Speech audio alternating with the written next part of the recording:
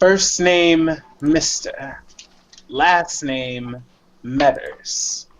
And I'm here to tell you that this isn't just a podcast.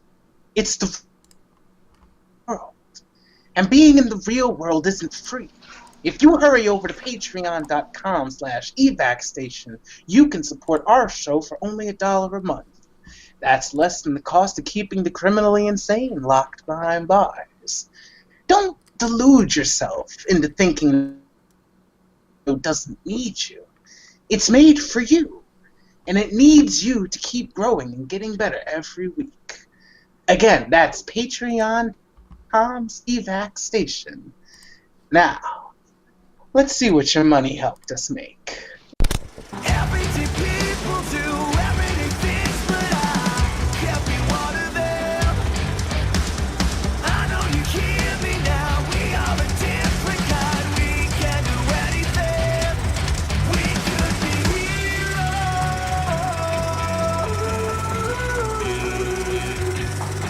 We could be heroes.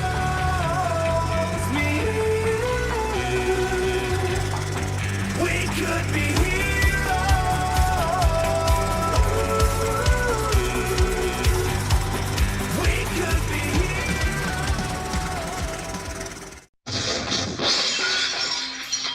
We were incarcerated for believing we were special too.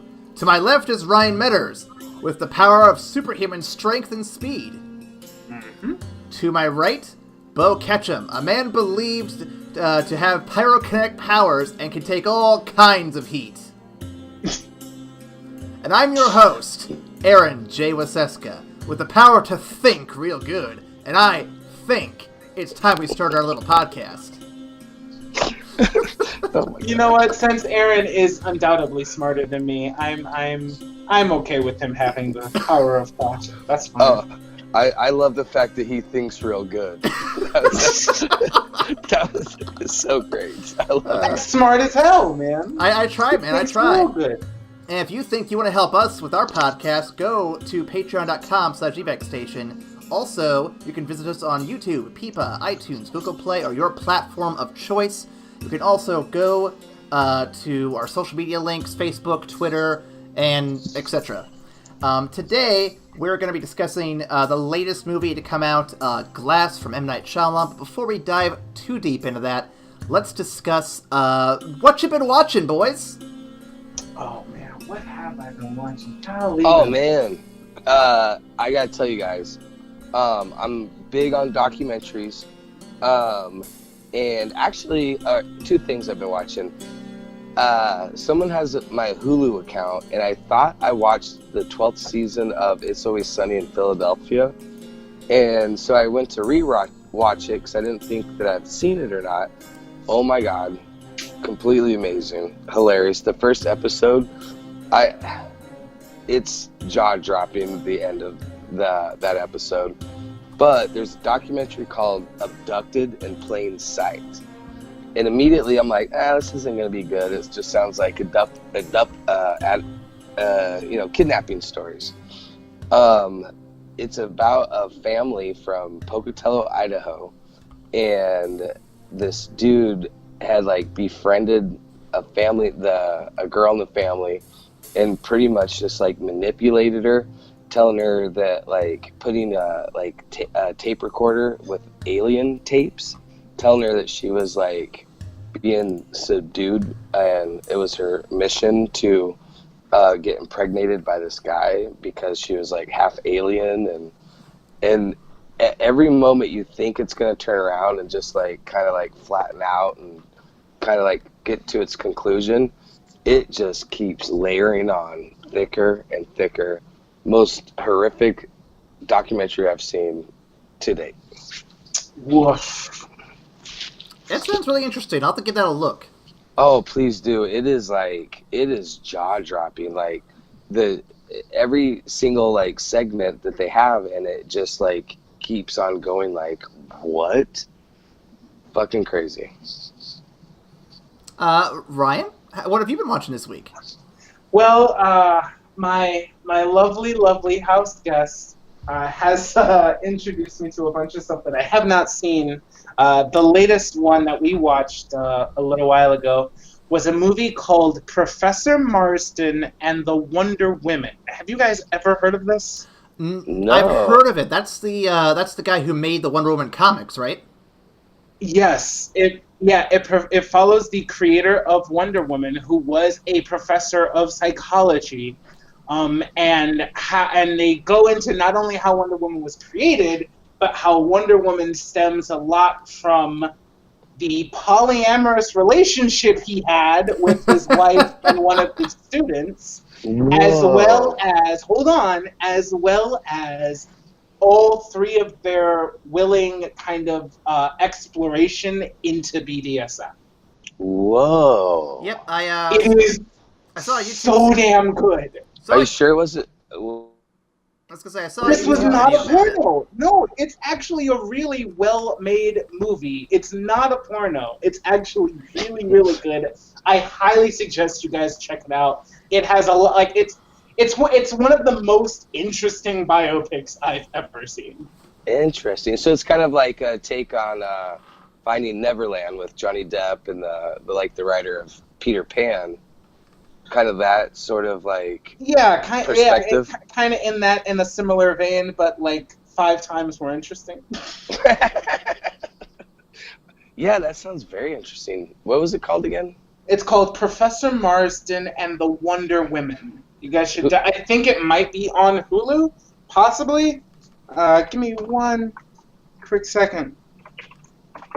Do do do do do. Do. This is a pause by Brian. We'd like to introduce you to our sponsors by Super Smash Brothers. I wish. Oh man, I wish. Boy, I wish. I'd play it so much often.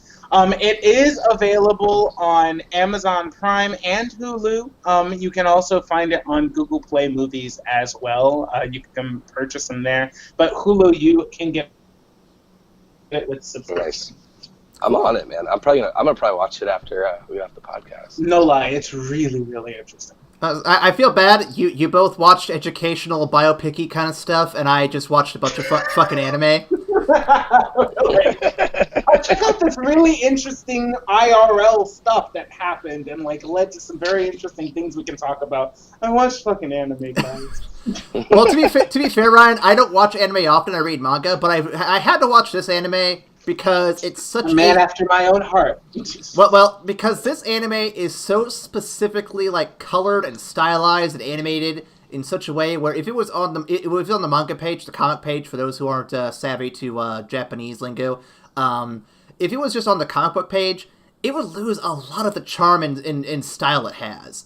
I'm talking about a series that's been around for a while, but I only just got into it because I've heard so many good things about it. JoJo's Bizarre Adventure. Really? Yes. So, for those who don't know, I'll give a brief synopsis. Basically, you have this family, the Joestars, who, throughout various generations, battle, basically, vampires. Wait, what? Yeah. The first generation introduces the main villain for the first, 2 or 3 seasons, and the whole concept of vampirism. You see the third generation in season 2, sort of. And then you go to a 4th generation, it goes on and on and on. I think they dropped the vampire thing after the 3rd season. I don't know. But I haven't gotten far enough in to say for sure. But it's stylized and animated in such a way where if I was reading the manga, I don't think it would have anywhere near the charm. And I think it's something you have to check out. Interesting, buddy. Interesting. And here's the thing, too. Even though each season has different styles going on, and different main characters follow. It's all written by the same guy, and each one is kind of influenced by different media at the time of when that season came out. So your first season is a very traditional, horror-esque mystery story. It's a very proper gentleman, your main character for the first season. And the second arc, where you follow Joseph Joestar, basically his arc, he's like this cocky street punk kid who's constantly showing off how smart he is, and you have another. Each generation's character is different and influenced by popular manga at the time, or popular anime or whatever. So it's just a really unique thing that I had a lot of fun getting into recently. So highly recommend you checking that out. Okay, all right. And Ryan, you got me into One Piece, so I feel like it's only fair I throw something your way. That's fair. Damn. All right. And One Piece is a much bigger time commitment. And then I want to complain briefly about work real quick. I'm going to take just a minute here to do it. Based on your Facebook post, I figured this was going to be coming. So. Oh, yeah. So I won't say the place that I work at, but it's a shitty data entry job I have with this outsourcing company. I'm not going to name the company or what we outsource for. Let's just say it all sucks. And they recently instituted a new policy where... So most of us at the office bring our phones into the office because we were allowed to listen to podcasts, music, and whatnot, because it's the most convenient way to do it. You can put in your Pandora app, your Podcast Addict app, playlists, and all that stuff. It was great. This past week, they announced, hey, so no more phones. Ever. Whoa. You gotta get rid of them. Can't be in here. They're a threat to the office. They're not a threat, I guess, but they were saying it's a risk to the office and a security and whatnot. Security, yeah. Mm-hmm. But my argument is, it's not necessarily that it's a security issue, but more of just they don't trust us to do our job properly. Because most people I know in the office don't fucking even take pictures with their phone, let alone use their phone during work. They just put on their desk, do their work, and go home, like you're supposed to. So this kind of reminds me of back when I was in middle school, and when one kid would cause a ruckus in the class, the whole class had quiet time or got punished for it. And I'm like, nope, this is bullshit. You don't know how to run your office well. You don't know how to run your class well, whatever it is.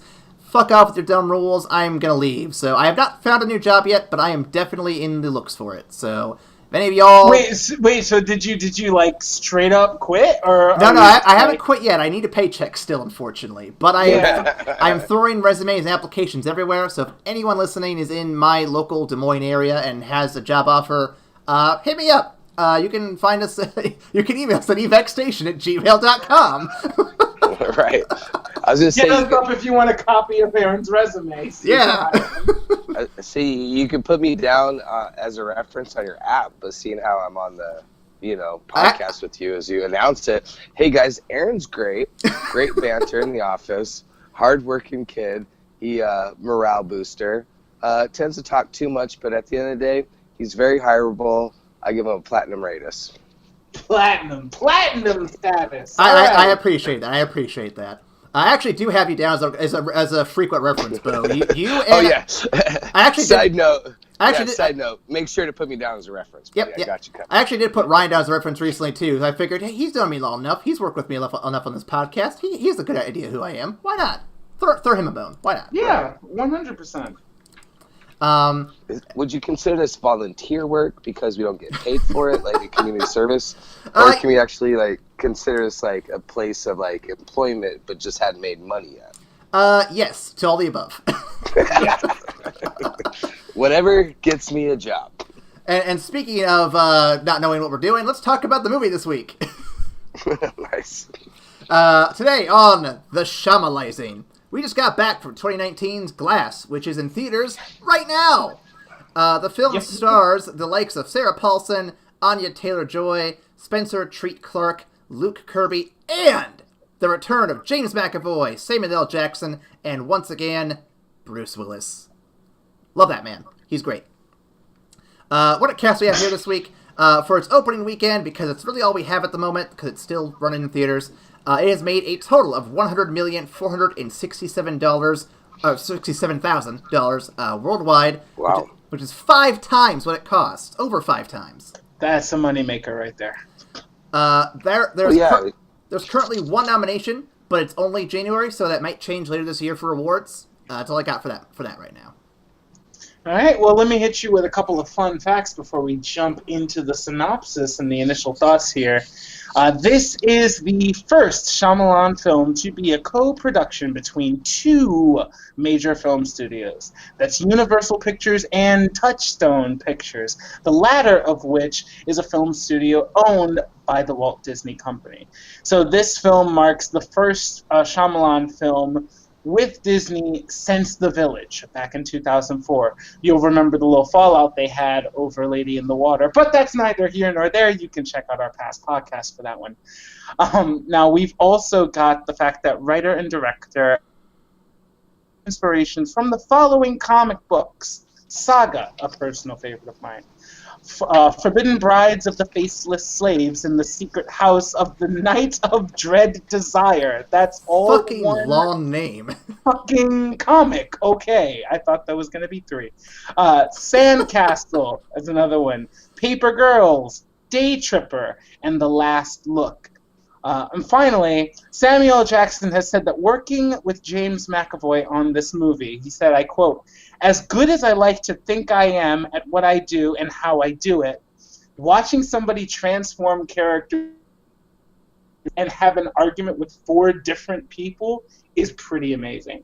So he's got some high praise for James McAvoy, and I think as soon as we see him become Kevin Wendell Crumb, we know we're in for a good ass time. So I agree with you, Mr. Jackson, 100%. I definitely have a few comments on that too, because I really like how Kevin was handling this film. Like, there's a specific moment I want to refer to later, but we'll get into that. Oh yeah.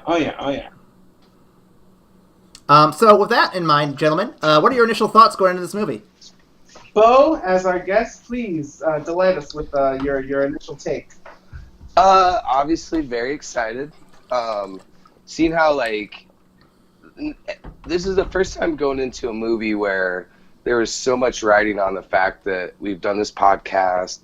I know so much about, like, the director at this point because of how many times we've broken down the movie. So I was really excited about it. And initial thoughts was it was very good. There's some things I want to get into about the end of the movie, but very excited. I'd like to see this culmination of this, like, kind of, you know, this anti-MCU sort of, like, superhero movie come out. So it's kind of a breath of fresh air to have a different take on superheroes. Overall, very excited to break it down in this podcast, and just glad to be chatting with you guys. And a little bit sad that this is the last movie that we're going to be talking about for a while. So we need to come up with a new series, so I have something to do on Tuesday nights at 8 o'clock. Well, Aaron's got a couple of ideas, a couple irons cooking in the fire for later on. Oh yeah, I've got seasons planned for ages. Don't you worry. Yeah. My initial thoughts, I loved it because, you know, I was really excited to see it, but I loved how it subverted my expectations for it. You know, it has this build-up. It was like even from the setup of the movie, you know, okay, well, it's going to be a three-way battle between these 3 superhumans, and it's going to be great. It's going to be a free-for-all. But even from, like, the beginnings of the movie, like even after the beginnings of the movie, where it kind of goes where you think it's going to go, it kind of it keeps twisting it and, like, flipping what you think is going to happen on its head. And I love that pretty much Mr. Glass's power is that he got the script for the movie and knows how to work the meta of the world to his advantage. I really, really like. They pretty much made that his power and gave him a lot more emphasis on like how capable he is, as opposed to him just sitting in the background and saying, "Yeah, I actually knew all that was going to happen." So I really liked it because it surprised me. Really? Okay. Yeah. Okay. We'll argue that point later. I guarantee it. Well, speaking of arguing, I'll bring my point here real quick. So this is not quite what I expected. I'm not gonna say I'm underwhelmed or overwhelmed. I'm gonna say I'm just whelmed. He was whelmed. I was just whelmed. There's a lot of potential here, but I think that a lot of M. Night's bad habits kind of pop their heads here again. And I actually have a few things I want to say about that when we get deeper into the actual back and forth conversation, because I think I've gotten to the point where I'm over Shyamalan. I don't hate him, but I think that I've seen his gimmick and I know what he's trying to do with these films, and I don't think he's going to try to pull off what he wants to pull off. At least not as successfully as he wants to. I feel like we're setting up for a three-way battle of our own here. Oh my god. I was just thinking that. Like, in the history of us doing this podcast, which is what? We've done quite a few together. Yeah. Like, I think for once we're just like, I feel like I'm putting on my armor of like argument points, like, all right, boys. And then after hearing you say that, it's like, oh shit. I'm like, this is 2 against 1 right now. Holy crap. Can I play Bruce Willis just because I look like him the most? So does that make me Mr. Glass then? Well, I mean, obviously, you guys have both a have wheelchair? I'm not bald, so... But Aaron wears glasses and he's glasses, so that's like the most, distinguishable characteristic between those two guys. I also break really easily. Just throw something at me, I'll probably break all my bones. Ryan's a beast. He's a shit, he's podcast, right. So why can't he be James McAvoy? All right, well, let me go ahead and transform real fast. I mean, y'all can't see me flexing, but I am. Fun fact, actually. So my fiance is like super enamored by James McAvoy, and she her heart broke a little bit when she told me this fact, and this Ryan will relate to you a little bit. James McAvoy is allergic to all animals. Oh, hey, I am the beast. Hey. I thought you'd enjoy that. I do. James McAvoy, that's my guy. All right. Well, I have a synopsis for you, gentlemen. Are you ready for this? Wait a second. Wait, Ryan's allergic to animals. Yep. With fur and feathers, yeah. Oh, man. So, wow. So when we see him, we're going to throw cats at him. No Please shit. don't. I'll die. Please. I feel so bad. Like, so you guys literally have being how Aaron's fiance is like mad crazy about cats. Like the cat lady? Yeah. I'm gonna like bathe in allergy medicine before I go to their wedding. You guys are your own movie. Like, we should be doing a podcast about your guys' story. Oh shit. One day. One day when I sell the rights of my life to Disney. Versus. All right, let's hit up this synopsis. My drink is far away from me, so Aaron, please take it away. We kick things right off with David Dunn and Son Dunn trying to track down the Horde. Kevin Wendell Crumb and his many personas who escaped after killing some girls in Split. This is between their day job and David's walks. Did you guys take that joke from Hellsing Abridged? Come on now. No, I got it. David manages to find Kevin, now in his beast persona, just before he's about to kill some cheerleaders. Why is it always cheerleaders for these crazy boys? I swear. They fight. It looks cool. It seems we've hit the climax of this film, but wait! The fight's interrupted by psychiatrist Dr. Ellie Staple. She takes them both with her SWAT team and incarcerates them in her mental health facility. Both are put in cells that basically work against their abilities. David's is hooked up to some hoses, and Kevin's turns into a rave whenever he tries to leave. Because you can't leave a party, can you? They're told that they're delusional, their powers aren't real, and the beast is not real. They're interviewed, guests and family are brought in, and they are constantly watched and tested by Staple over the course of 3 days. And as she only has 3 days to... Wait, what? Only 3 days? Who the fuck set this ultimatum? EA? Fucking Activision? No way this is real. No way. Nice. I know what you're asking. A lot's happened in this movie so far, and it's called Glass. But where's Mr. Glass? Twist number 1. Sort of. He's in this mental institution too, and he's been in here for a seemingly long time now. Oh, has he manipulated the institution and fed them information to bring up this hospital to get revenge on David? Nope, he's just been drugged out of his mind, or at least acted like he has. Now he just sits silently twitching for a good chunk of the screen time. But eventually he rolls out into the halls and reaches out to the Horde, wanting to stage a breakout. Having tampered with the cameras, set up the computers, and secured some manner of weapon. Glass enacts his plan to the night of the 3rd day. Glass kills a nurse and gets on the intercom to David's room and taunts him.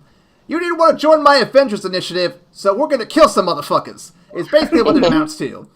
Pushing David's powers to their limit to break out and fight the Horde himself. Staples sees this unfold and calls authorities while the support characters watch helplessly. David saves some people, and his Robin jumps in, telling the Beast his father was on the same train as David was, and Glass is the one responsible for killing them. What a twist! The Beast kills Glass, incapacitates David, and is about to paint the town red. But Casey, from Split, is also there, and she holds back the Beast, pulling Kevin to the light, just in time for our little red light to take him out of here. Snipers. I'm talking about snipers. Because a more twisted twist, Ellie Staple isn't just a doctor, she's also a supervillain. She's part of some organization bent on killing supers because they're basically the Friends of Humanity guys from X-Men. But, smarter. One of the goons drowns David in a puddle, and Kevin bleeds out. Wait, no, not Kevin. I was supposed to be, I was supposed to write down Glass there. I'm fucking dumb. Everyone's dead! Everyone's dead! Everybody! But yet another twist! The movie's not over. Just when Ellie thinks that she's covered up the existence of supers, footage from the security cameras she thought she erased have surfaced online. Before his death, Glass had rigged the camera footage to upload to a private server to upload onto the internet.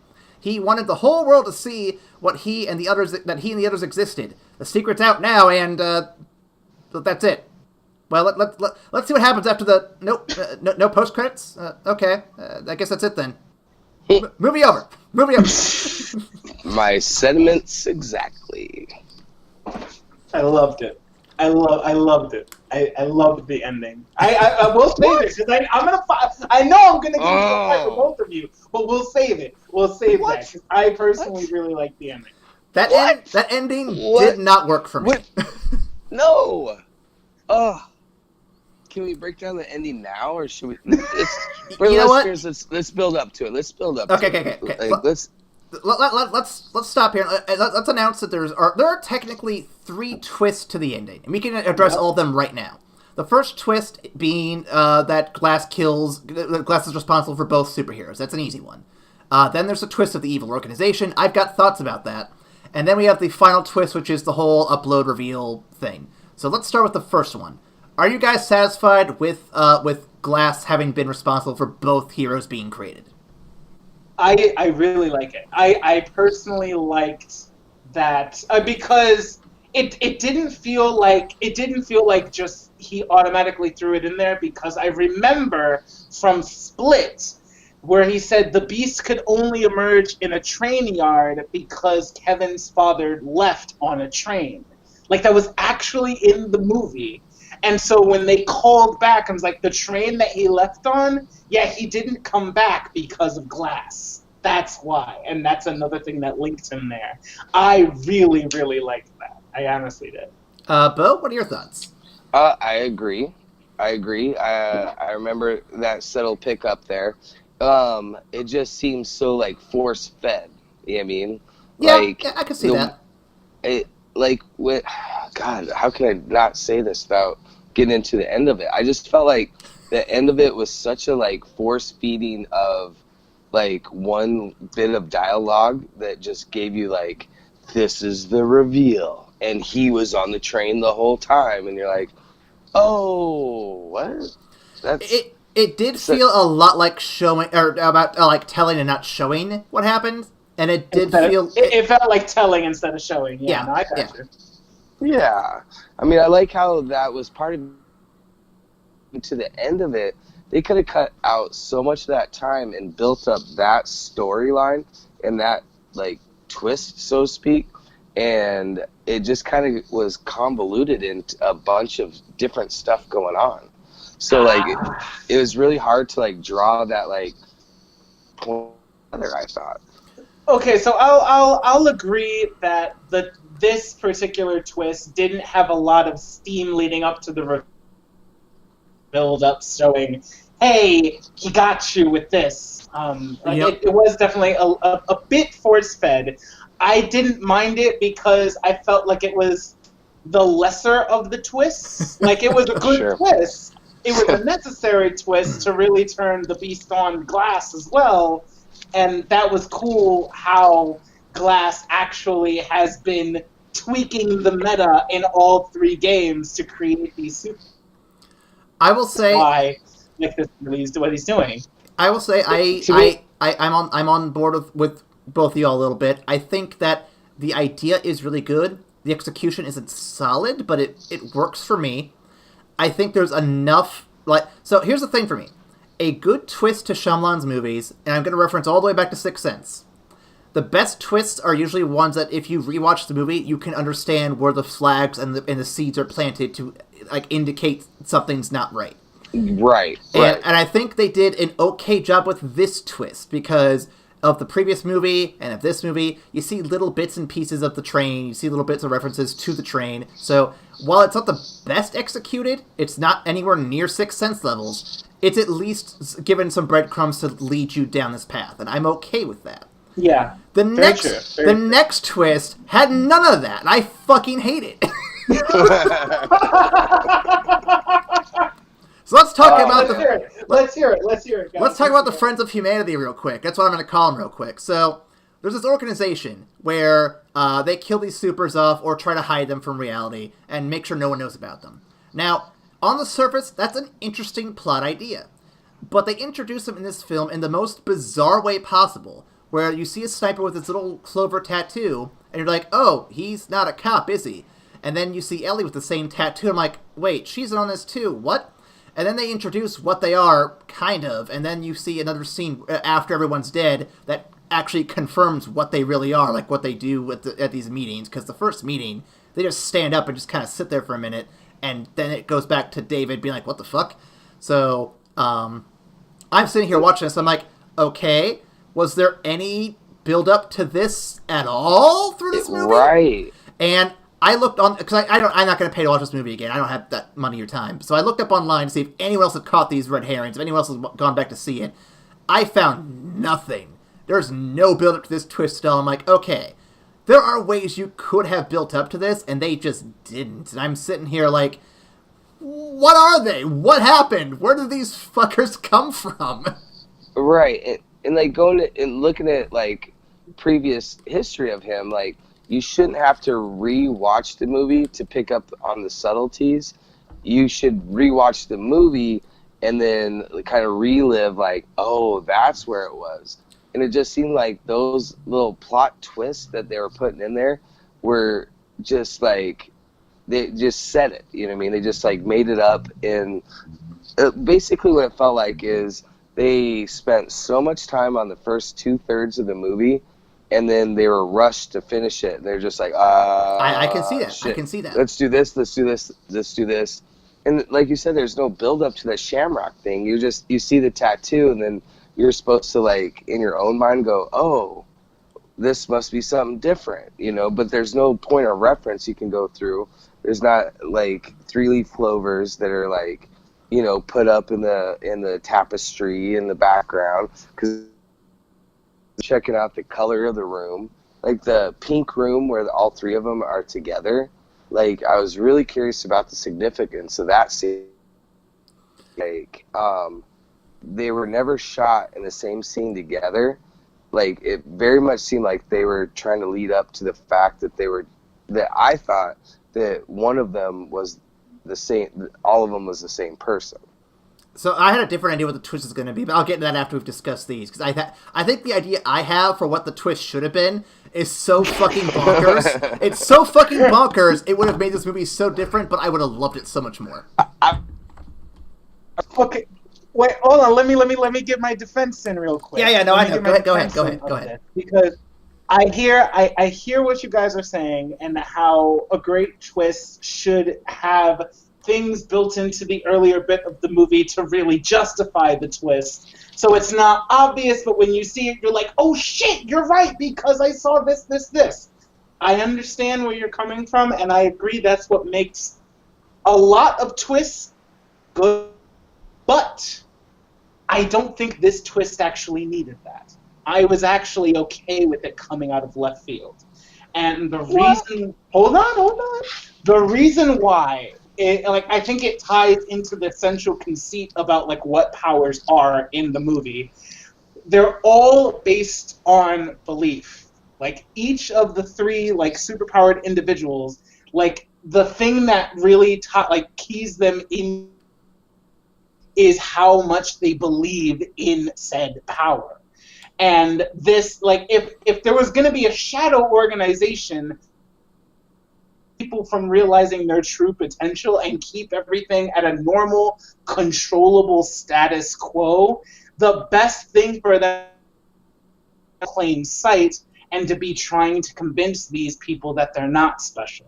They're not attacking them power on power, just throwing like SWAT team, like well-trained SWAT team guys at them. They have a person that comes in as rational as possible and explains why powers, just enough for them to think that they're not special, and that neutralizes them.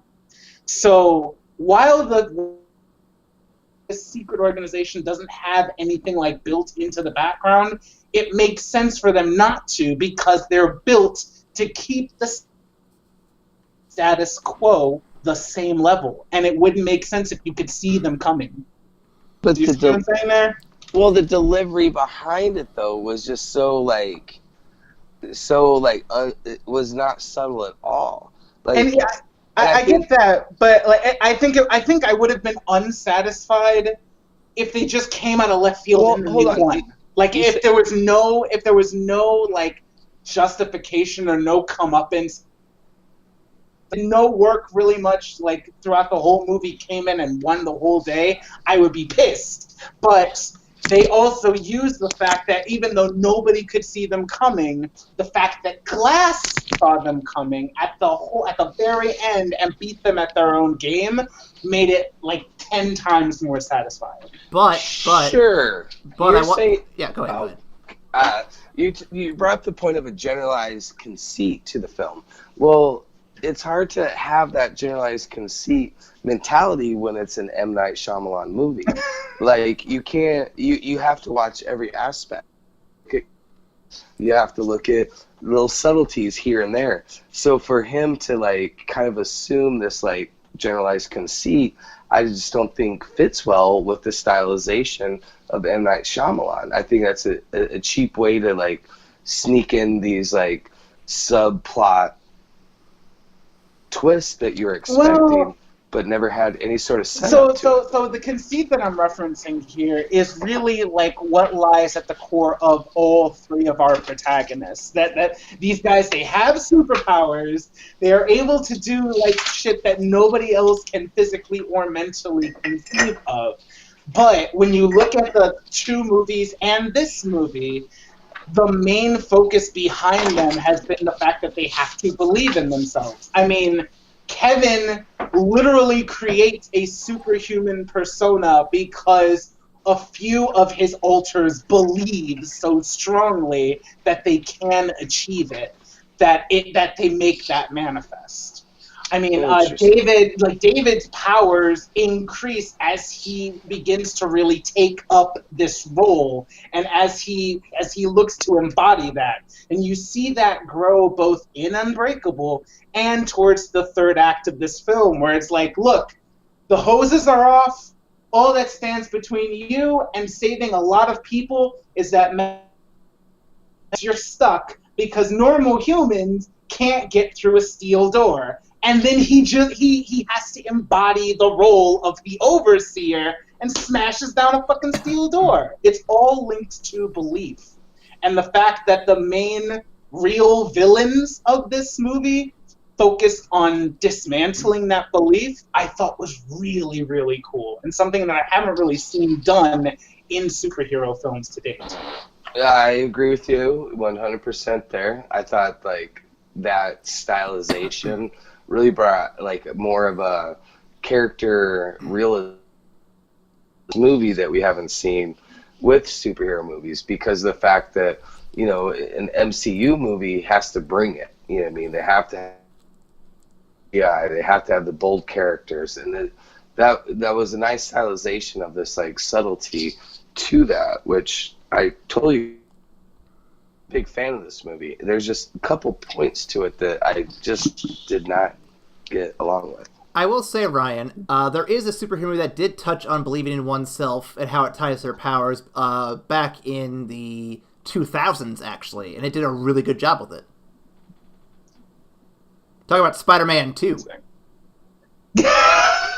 You son of a bitch! You okay? That had a bigger twist swear to God, I was so invested into like, what movie is he talking about? Ah, man, you just M. Night Shyamalan me. I try. Wow. But no. So I'm gonna go into my little soapbox here. Give me a minute. So Come on. so I love your idea about the idea of the power belief being what these guys are all about. I don't think it's executed super well here. I think the Ellie doing her interviews and breaking them down, I think it's a really cool idea. And what I had hoped for. So there's a certain point in the movie, and I want to say it was after the horde has broken down, and you see Patricia just like, I can't do this. I don't think the beast is real anymore. I don't know what's going on anymore. At that point in the film, I thought to myself, what if they never had superpowers to begin with? What if all of this was just in their heads, and when they did stuff, what we see on the film is what they envisioned, but what we really see, and what we'll end up seeing at the end of the film through the cameras, is just them running around in their underwear being like jackasses and shit. And I'm thinking to myself, that would have been the amazing twist to subvert all three movies at once. No, that's a horrible twist. What? No, I'm on Aaron's side on this one. Like, I thought the whole build-up was a psycho sort of thriller. Like, they really were building it up, and then now that at the end of the movie, I reflect on the fact that, like, they were just with the fact that, like, there's a possibility that all three of these characters were the same person. And whether it was Mr. Glass or whether it was Bruce Willis's character or if it was James's character, that's what is like, who is actually the crazy one? Because like they talk to each of the side characters, because there's like, Glass had his mom, and then the Beast had Casey, right? And then what's Bruce Willis's name in the movie? The Overseer. That's the Overseer. We're like with his son Joseph. So we had these three side characters that were connected, and they kept adding these little tidbits of like why this person isn't crazy. And so like if you really listen to the dialogue of it, they're kind of suggesting, at least that I thought, that it was going to appear that one of these persons was just one, you know what I mean? And when it took on that another twist and like it took a different route that I didn't think it was going to go, I think that's what kind of like caused my frustration of like, no, why'd you take it to this like pointless level? I don't know, man. I feel like if the biggest twist of them all was that all the other movies actually didn't happen the way you watched it, and they were all just actually batshit crazy, I felt like that would have cheapened the experience of the other two movies, because you have these like both movies, like Unbreakable and Split, you have these moments where it's just like, no, this person's just fucking insane. Like, straight up, this guy's insane. Or, no, this guy's just a very strong dude. He's not a fucking superhero. He's gonna get killed. But when they push their belief past and, like, they take that leap of faith, you see that these guys actually are special. And to take that away, like, retroactively with this movie, I'd have been pissed as hell. See, I would have really enjoyed that idea, though, because here's the thing. It could have dove into a whole other conversation, a much deeper, more meaningful one, about mental health conditions, and that would have been a very interesting way to take it, I think. It would have given it a little bit more relevancy to, like, what's going on, like, in society. Yeah. And I think, like, it just seemed too much of a cop-out. Like, in that last third of a movie, they just... Kevin got killed versus why he didn't get killed as the Beast, and I think that's more like the reality of that situation is, a person that has that same condition, like the reason why they can deflect bullets in one state and not the other is because the brain takes over, not because of like faulty bars, you know what I mean? And so I just thought there's like really like just kind of cop-outy, very like quick exposition type, like this is why this happened, you know what I mean? There wasn't a whole lot of build-up, but the first 2/3 of that movie was very incredible. I mean, I liked the fact that all of the things that we saw in the other two movies they could be logically explained away. And that was really, really cool to see. And, like, to watch like all three of these people, well, really only the Horde and the Overseer were, like, truly doubting themselves.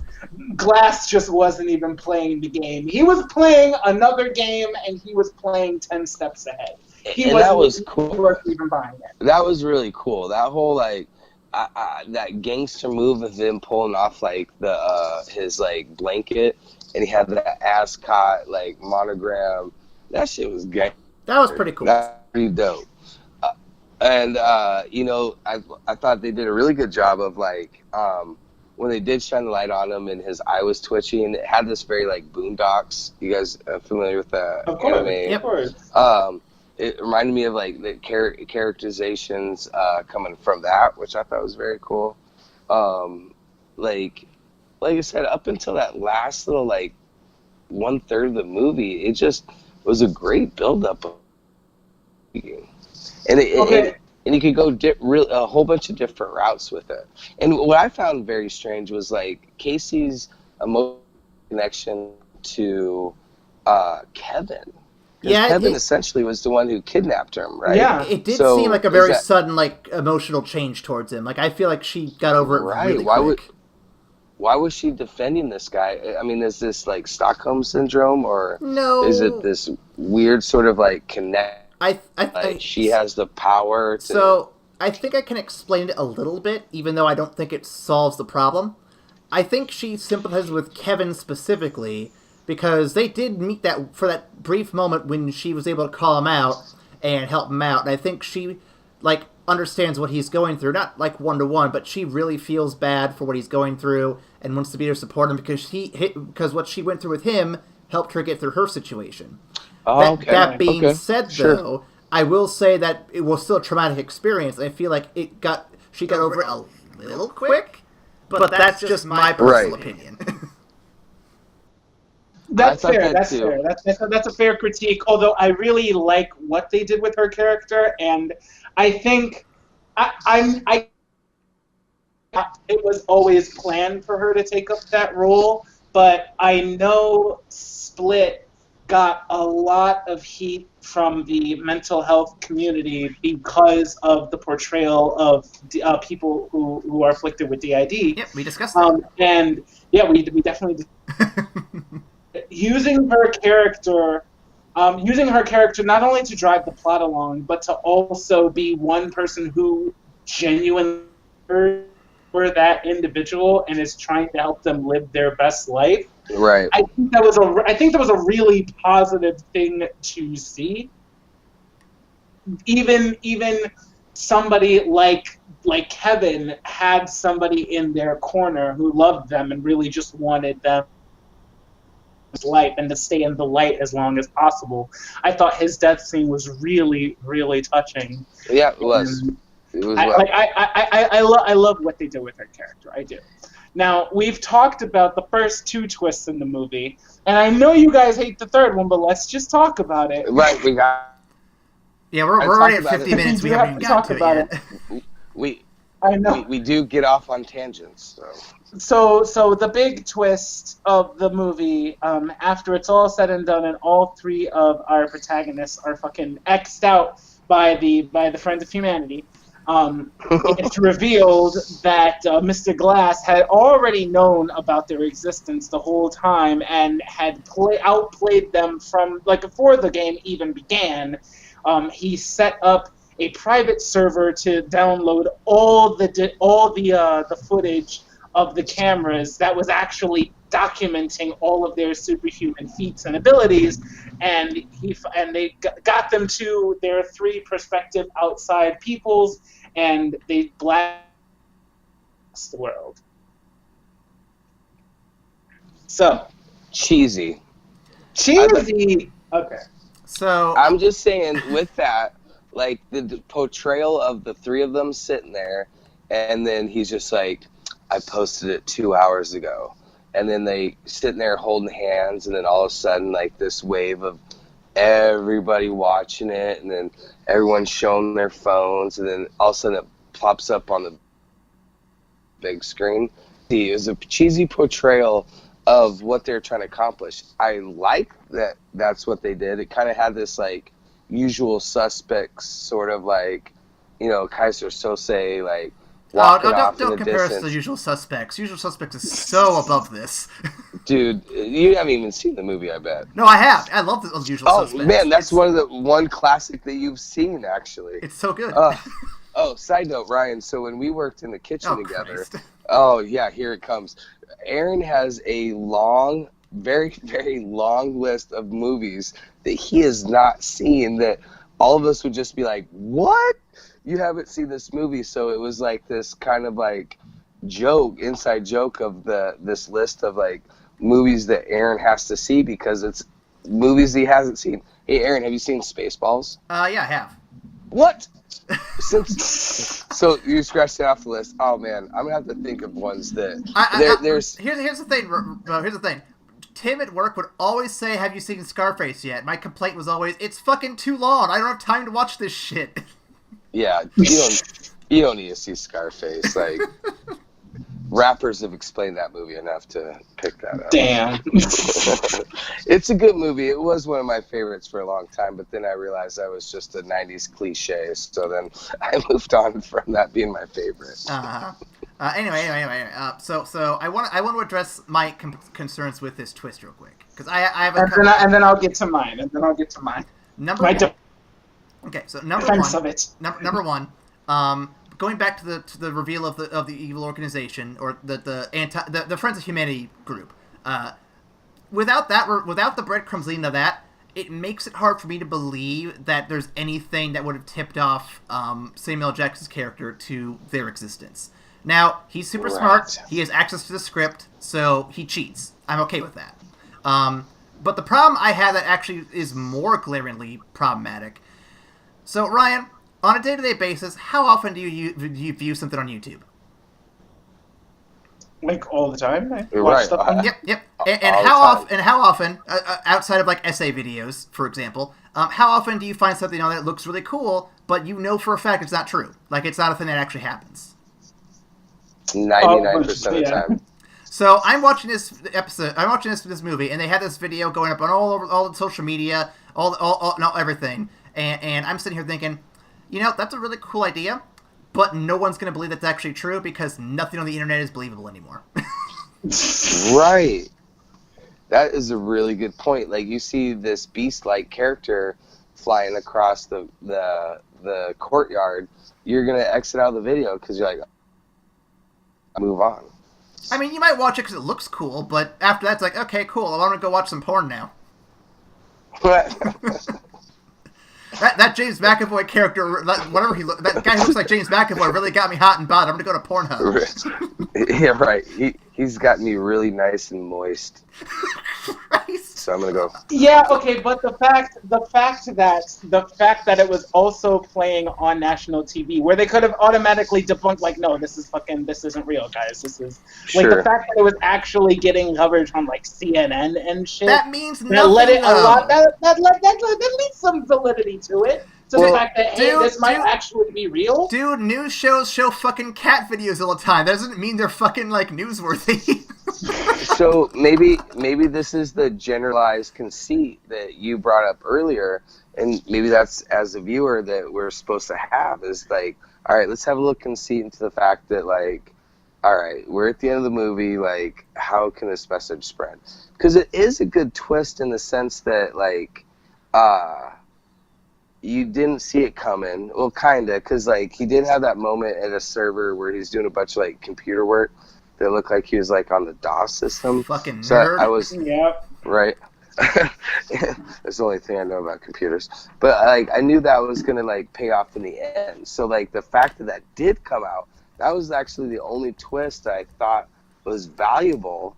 However, the display of, like, the three of them sitting there, that was cheesy.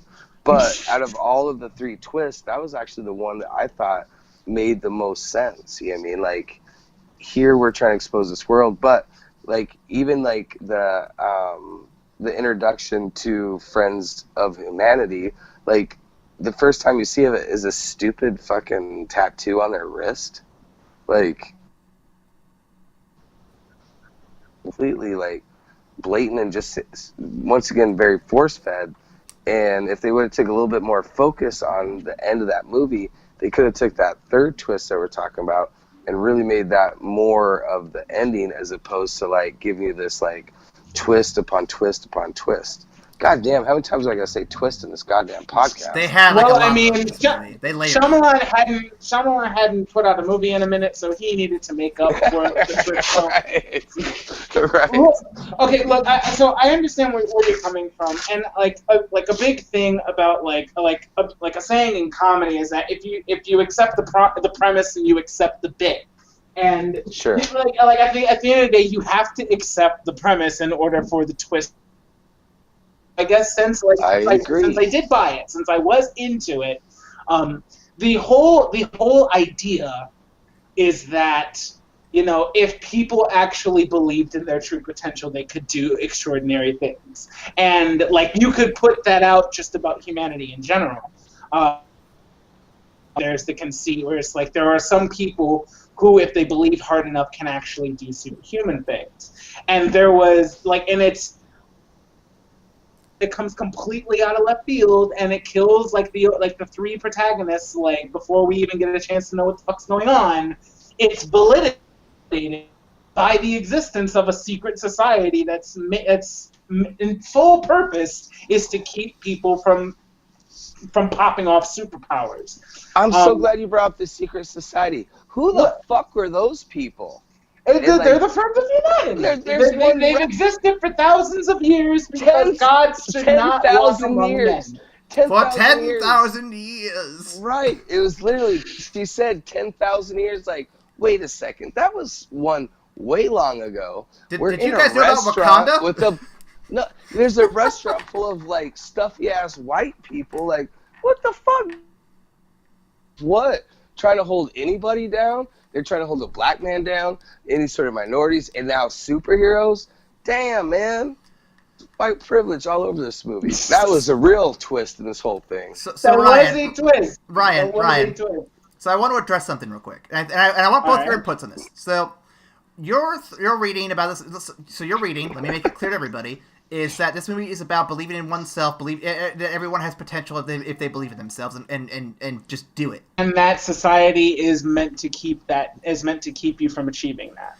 So, after watching this movie, and after writing my own thoughts down to make sure nothing corrupted my potential read of the film, I sought out critics to see what the general consensus was. I was curious if there's anything I missed that they might have picked up. And sure enough, there was. And when I read it and I thought about it, I can see where they're coming from, and I don't know, because it's a complete opposite to your reading. Basically, what the reading is. Let me roll down the question here. It says here that Ellie and her society exist, telling these guys that they're not special. And basically, how they're reading this as a meta-contextual thing, or as a metaphor, is that they are the critics of Shyamalan, and the three heroes of this film are Shyamalan himself. And they're basically symbolizing that he is not special, that he's being told he's not special, but he's going to prove them wrong by believing in himself and getting his stuff out there to inspire people. Oh, guys. And look. I can see how you get that reading from Lady in the Water. I get it. Yeah. But I think that's a bit of a stretch for this particular movie. Now, I'm not saying I fully agree. I don't fully buy into it. I see the cracks of what they're saying. I see what they're coming from, and I can kind of see where they're coming at. But that's like broad strokes, you know, like the fact that he had a snarky ass critic in his movie that got eaten because they thought they knew what the hell the movie was gonna be. Okay, that's Shyamalan just fucking. Yeah. I will give you this. I will give you that. But taking the general concept of the fact that everybody has the potential to do extraordinary things, and that society is trying to actually keep them from doing it in order to maintain the status quo, that's a broad enough concept Up, that's but played out in a superhero fashion and that, but you can also take broad concepts to apply to anything. That's why they're so broad. You're partly right. You're partly right. You're saying society is trying to keep him down, but that's not the case. It's a secret society, a specific group of people keeping him down. And while like I said, I don't agree with the reading, but I do see where they're coming from. Is that a group of people? The critics are keeping down the special people, the creative individuals who are going out there and believing themselves. I fully understand where the critique is coming from. I don't agree with it, but I do see where they're getting it from. I don't think it's quite as broad as what you're saying. I don't think it's quite as broad. I think you can make broad concepts say pretty much whatever you want. Yeah. So like because it's not as pointed as it was in Lady in the Water. I could agree with you. You're reading on Lady in the Water, but it's such a broad concept that you can have that shoe fit anybody. Is what I'm trying to say. You can really make that concept say anything you want, and it's not hard. It's not really that hard to say, oh, this is Shyamalan giving the finger to the critics again. I'm like, I don't really. No, I'm with you on that one, Ryan. And like, when you were watching this movie, guys, how much of you, like, in the back of your mind were saying like, oh my God, I know way too much about M. Night Shyamalan movies. Like, a little bit here, yeah. Yeah, there's so many like subtle like references to all of his movies, and I even like leaned over to Elisa and made the joke that I go, I bet it's the end of the movie. And I was hoping. Oh my God, I was really hoping. Because that was the only movie that they didn't reference. Like it had like. There's parts that like, and because it's in the theater, I didn't have the opportunity to like rewatch it and whatnot. But there's definitely like Lady in the Water references when they're drowning Dunn in the in that. God, I wish he had died such a shitty way. Yeah. In that that what am I? The tank, yeah, the tank. Yeah. In that's very Lady in the Water. In fact, M. Night Shyamalan's cameo, which was way too long for what it should have been, he even makes reference to being the maintenance man for a pool. Yeah. That's fair. Yeah. Right. And that was Lady in the Water. He was talking about Lady in the Water in that one. And then there's a couple Village references that I think were there that I need to research. And the only one that wasn't there was a Sixth Sense reference. And that's when I leaned over to Elisa and be like, I bet Haley Joel Osment pops up. That would have made my day if he'd been like a post-credit scene, like he wakes up and he's like, it really oh, no. That would have been great. He sees Glass and Kevin and fucking Bruce in his room. He's like, oh, fuck, not you three. And he looks at him. What would have really got me is if at the end, like in the after credits, you see Bruce Willis as the overseer wandering around, like, oh shit, he didn't die, and then an older Haley Joel Osment's like, hey, come over and have a chat with me for a second. I would have been like, oh shit, yeah, he's really dead, but there's the fucking medium. Oh guys, is he dead or is he not dead? That would have been really cool if Haley Joel Osment was in there to talk to all three of them because they all died. I'd have been done. That would seem like, why'd you spend all that time on these three other crazy twists when you just should have done that shit? That would have been pretty sick. That would have been great. I'm so happy that the son from Sixth Sense agreed to be a part of this. That was the cool. fact that they were able to get his actor to actually do it like fucking 15 years later. It really made it for me when they were showing they kept cutting from like scenes of young him to now, and I'm like, shit, that's really well done, guys. Good job. You mean Unbreakable, right? Yeah. Like this, like clips from him and Unbreakable to now. I'm like, awesome. I'm so glad they were able to get the original actor. That was pretty clever because if you think about movie history,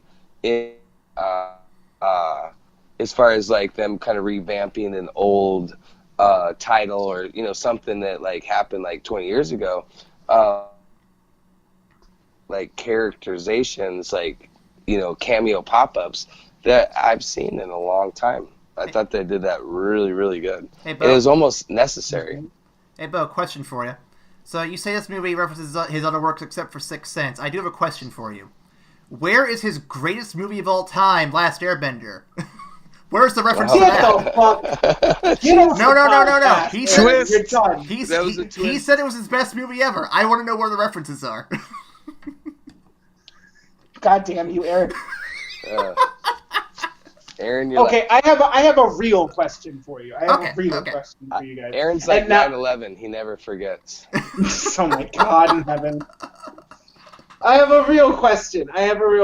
Now this is some stuff that that I noticed in the movie, because towards the end of it, and Glass is dying as like the Friends of Humanity are actually taking them all out, and he says, "Mama, no, don't you see? This was never a limited edition. This was an origin story." That was a weird line. Yeah, And you can tie that to the release of the footage, because Glass's whole plan was to put the existence of these three out there so that everybody across the world can see there are exceptional people, and that's what leads to essentially the next, like, the age of heroes for this world. Because how many people are going to see that and say, holy shit, there are others like me, and then they embrace themselves. That's why I really like the ending, because you witness the birth of the age of heroes in that movie franchise, and I really like that. But see, if that was I'm getting away from my thing.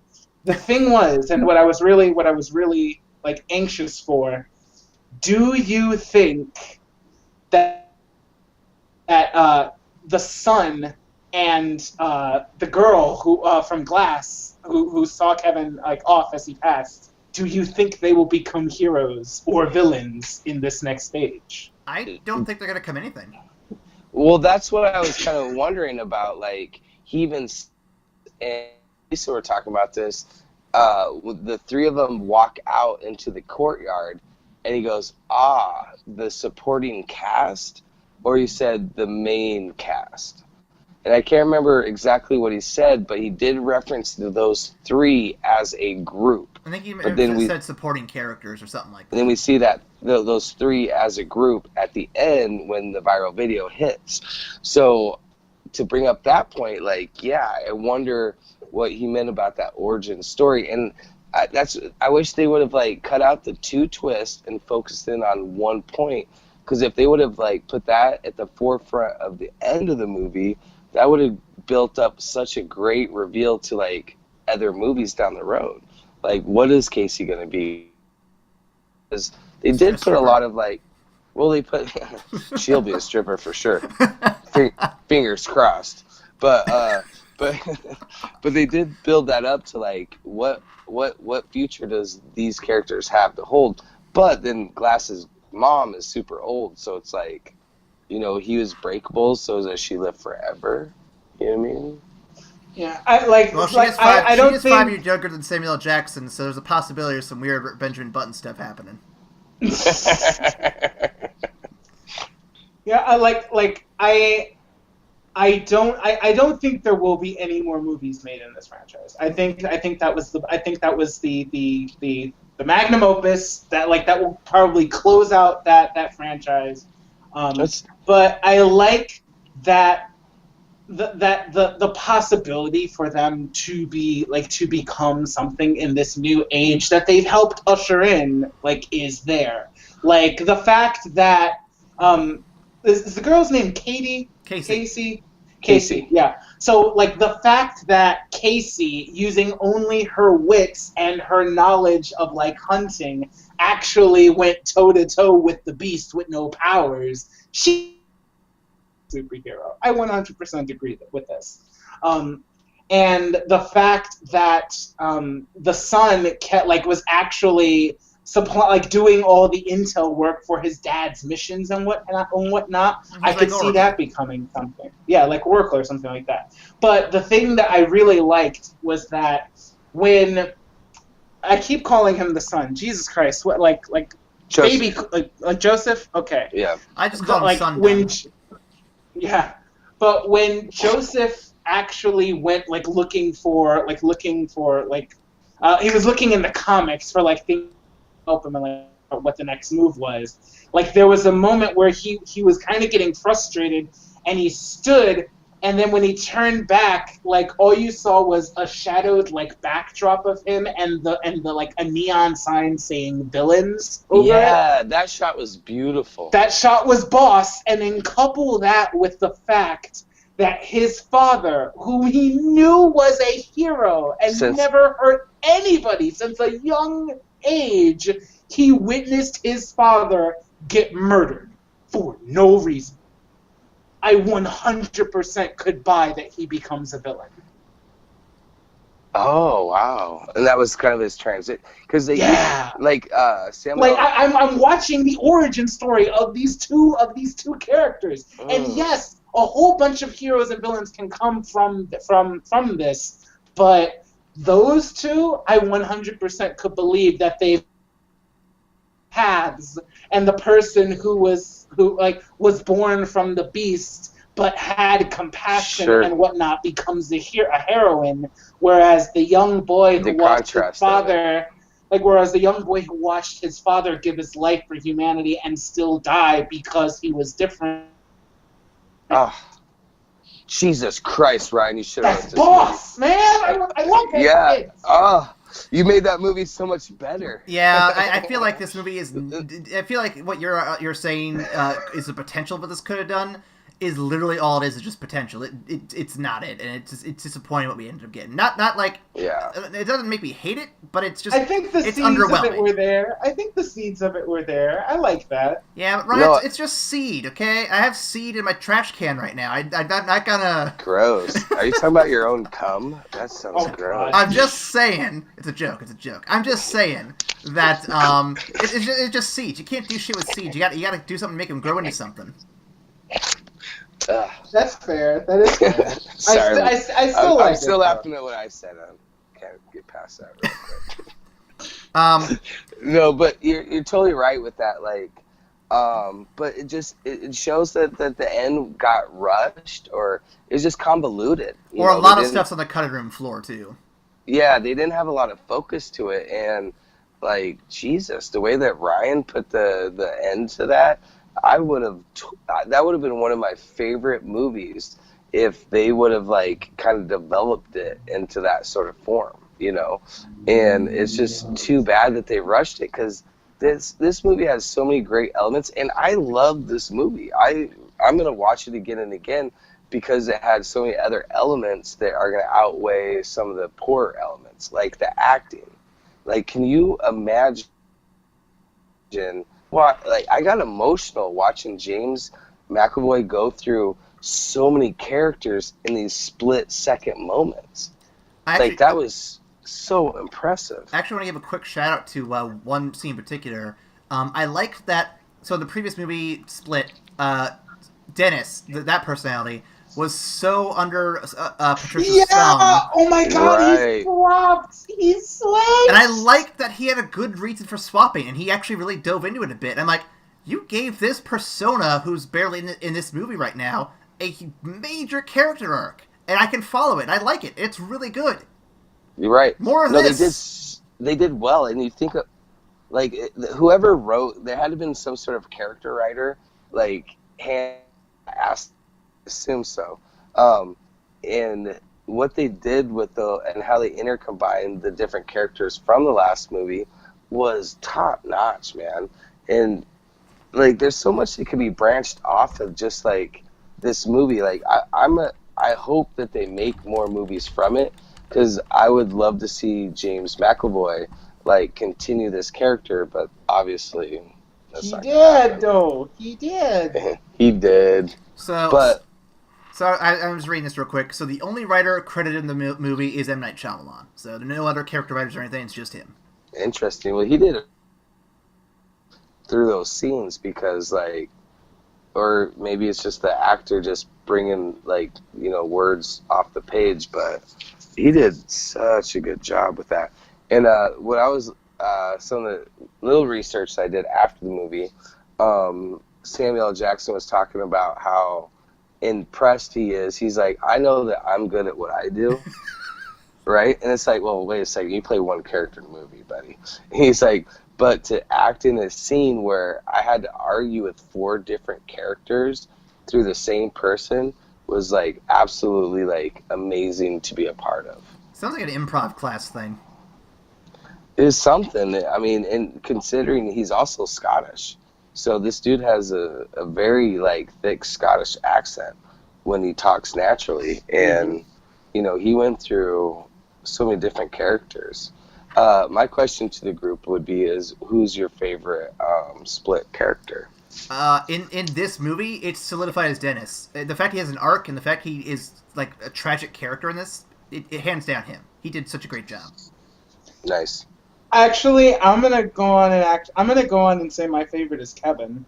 Right. Because you see, like, you almost see like a 2-movie long arc where he's finally dying, like he's like laying there dying, but it's him, and he's like, I'm gonna hold on to the light until the end. Dude, that and she's like, won't you stay in the light with me for a little while? Yes, and he's like, you know what, life hurts. It hurts to be out here, but I want to live it. I want to be here in the light with you. As he's dying, I was like, okay, yeah, you got me, sir, you did it. I thought that was great, seeing how he was about to clean and you know all this stuff, and so like to see that emotional scene, like that got me so like. Obviously, you like the 9-year-old Hatfield, right? And he's a sentimental favorite, but like for me, like walking away from the movie, I thought I couldn't believe that I would like Kevin, and just like her, I found this like attachment to Kevin, and I thought that was a really great connection from scene to like you sitting in the theater, you know, connecting with these characters. Aaron, what do you think? I already said. I already went with Dennis. Like I said, I think his arc Yeah. was really good. I think his face turn is something I really appreciate. And all respect to Kevin and Hedwig, but I gotta go Dennis, man. And hey, no disrespect to Patricia, but like when he goes into Patricia, like goddamn. Especially during that depression scene where she's like, I don't even know what to She's believe. like, I don't know what to believe anymore. I'm like, oh, that's real. Dude.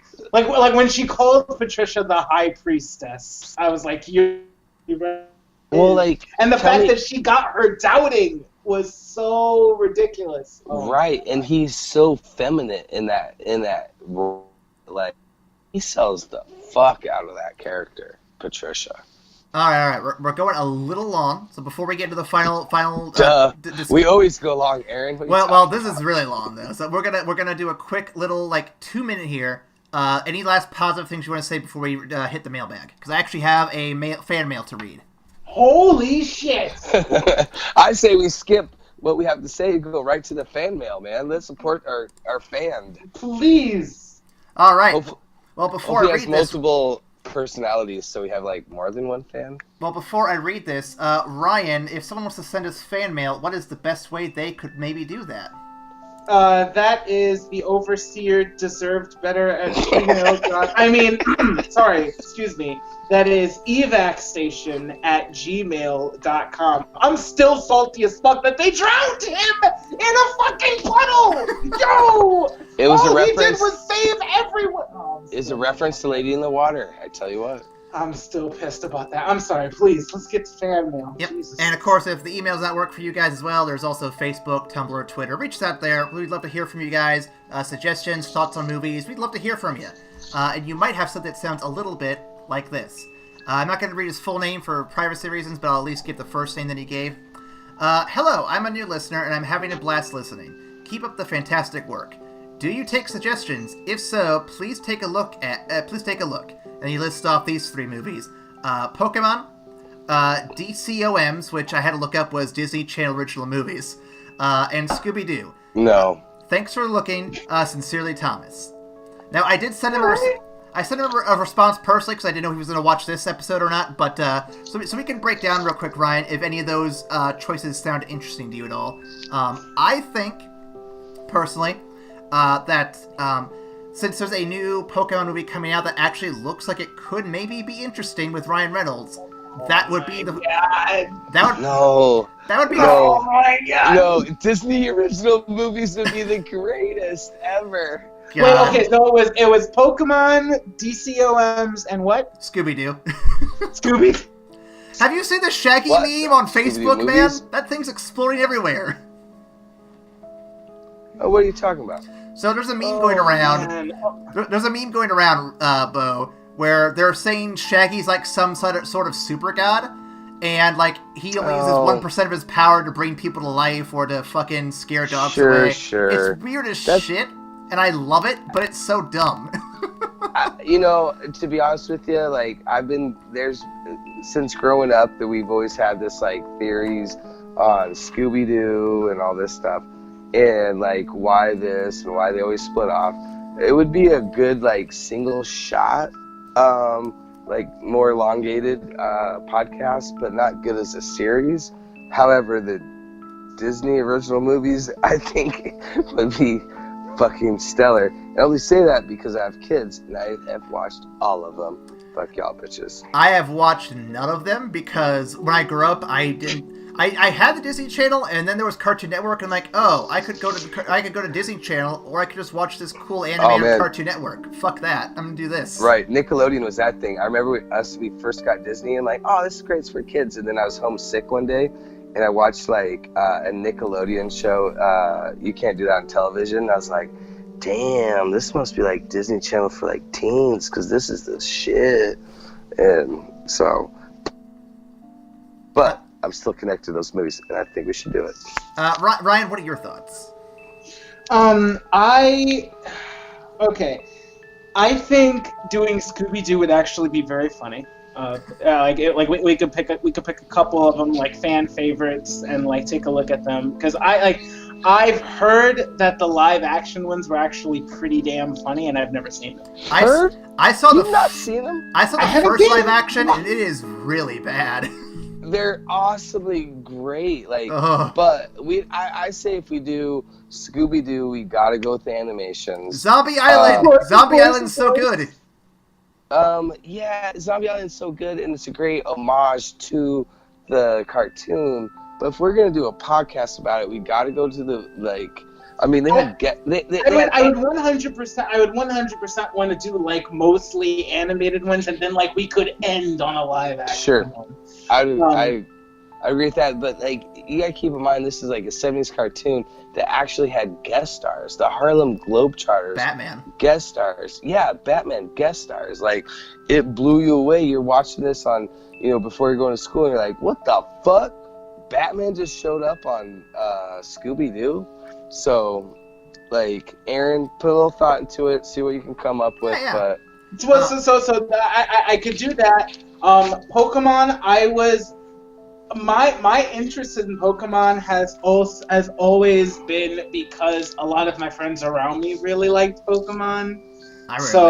Just by myself, I'm not like the hugest Pokemon fan. If you wanted to do some Pokemon stuff, I would definitely be down for it. But that second choice, and I feel like guys, dude, you'd love it, man. You'd love it. It's tacky. They're quick. They're easy watches. It's something you could pretty much watch the first 5 minutes of, and pretty much like have your synopsis down. So here's the thing. So one movie that Amanda really likes to uses traditional like movie watching every year for Halloween is Halloween Town.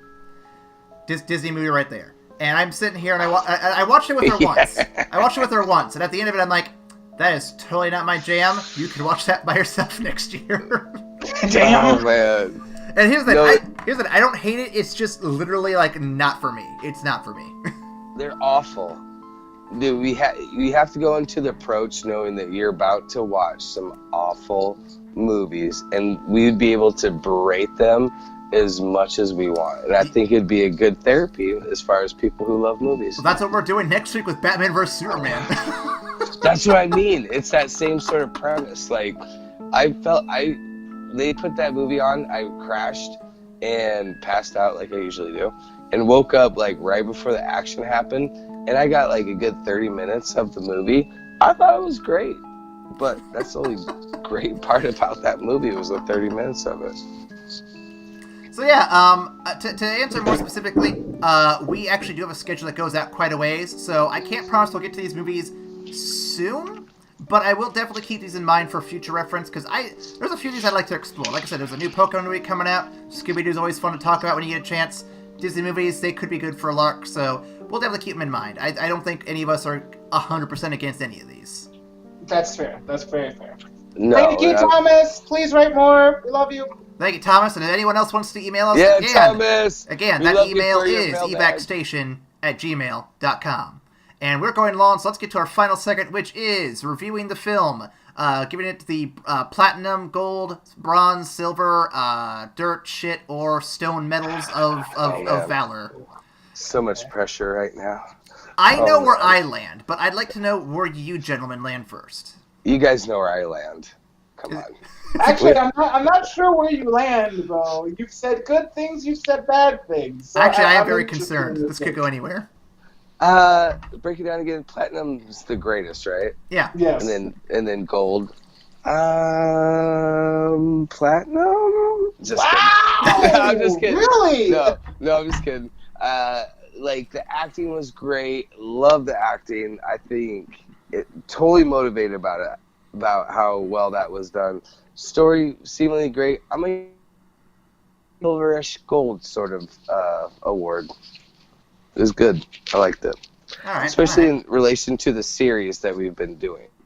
Well, As far as the M. Night Shyamalan movie, it's his top 3 for sure, if not top movie. Like his top 3 are actually Unbreakable, Split, and Exactly.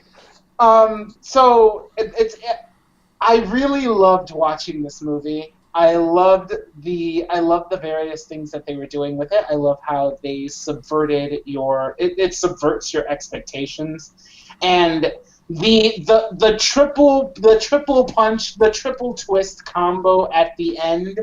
Like, I see what they were going for, and I applaud what they were going for, but I definitely understand where you guys are coming from and how the third act really feels rushed to try and put all of those 3 things together.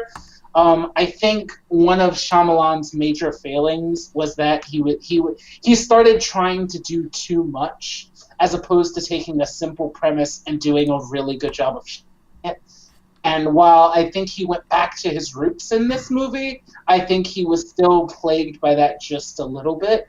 So I think it's definitely not as bad as the stuff has done in the past, but trying to run triple twist, it showed itself a little bit in the third act. So I will also give it a silver, because I really, really liked it, and I feel like if he had picked on one thing to really nail home, it would have been platinum level for sure. I agree with the consensus, not the ranking, but I definitely agree with the criticism that there's something here that's really good. I mean, the first 2 acts alone, you have some really good action. You have really solid acting most of the way through the film. There's a bunch of good use of color and set design and scenery. And here's my thinking. I think Shyamalan is a fantastic filmmaker. I think he's a fantastic cinematographer. I think he knows how to make a good shot. He's a little like Zack Snyder in that sense. He can make a very good... he can make a very good image on film, and it looks really good. It looks amazing sometimes. However, I think my best comparison to him... So back in the day, they compared him to Spielberg, saying that he would be the next Spielberg.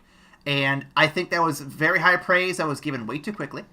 I think, personally, he's more of a George Lucas. I think that he is a talented filmmaker, and when he is given a solid team to work with, he can make a very good film. But if you don't have anyone to tell him no, if you don't have anyone to edit his work for him, his scripts go all over the place, they get a little sloppy, and they don't make a lot of sense in the end. And I think comparing to George Lucas is the most straight comparison I can make. And I think his film kind of has a lot of the problems I would expect from a George Lucas affair, so to speak. Just the writing seems a little too much, the dialogue is a little wonky in places, the logics don't hold up completely. I'm going to give this a bronze. It's only a step below you guys, but I do think that there is something here, just I wish there was more. I wish there was more I could work with. That's fair. Cool. That's a fair critique. I really like the comparison to Lucas there. That's well thought out. Well said. That was like That was I think that was like one of the most key moments of the M. Night Shyamalan series. That was really good evaluation. Mm-hmm. I thought about it this past week when I saw a video where they went over the history of him and said the whole Spielberg thing. I'm like, that doesn't really hold up scrutiny anymore. I think there's something a little more accurate there. Yeah, that George Lucas comparison was pretty spot on. Like, I agree with you fully. Mm-hmm. Like, he's someone that, like, can network if he can network a great group of people, he's going to make one of the greatest movies of all time. But yeah, he's got a great vision, but he needs people backing him up and kind of reining him in. If you just give him a blank check, it's not going to come out as tight as he wants it. Mm-hmm. Right. Mm-hmm. Right. So that's our thoughts for the film. But what did you guys think? Leave comments down below on YouTube, on the social media, Facebook, Tumblr, Twitter. You can go to our any podcast platform of choice, and if you review our podcast, that helps us get more viewers, so we'd appreciate that. And there's Patreon.com. You can go there to support our show directly. You can comment with other people, have chats with us. Good stuff, good stuff. Gentlemen, is there anything I'm forgetting?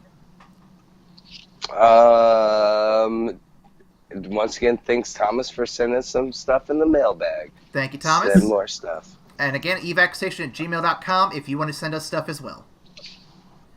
Bo, thank you for joining us this episode, and of course this whole season.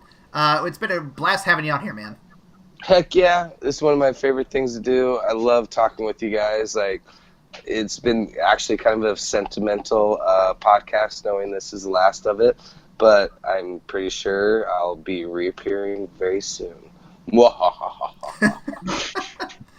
Hopefully. Can't get rid of this guy. And Ryan, thank you for being here, man. This has been a fun season. I cannot wait to jump into the DC stuff with you next season. Absolutely. I only some of them have been torturous to watch. So thanks, man. Thanks for fun. I gotta start watching some more. I gotta get ready for next week. But yeah, so thank you for watching, and we'll see you after the credits. Boom. See you guys.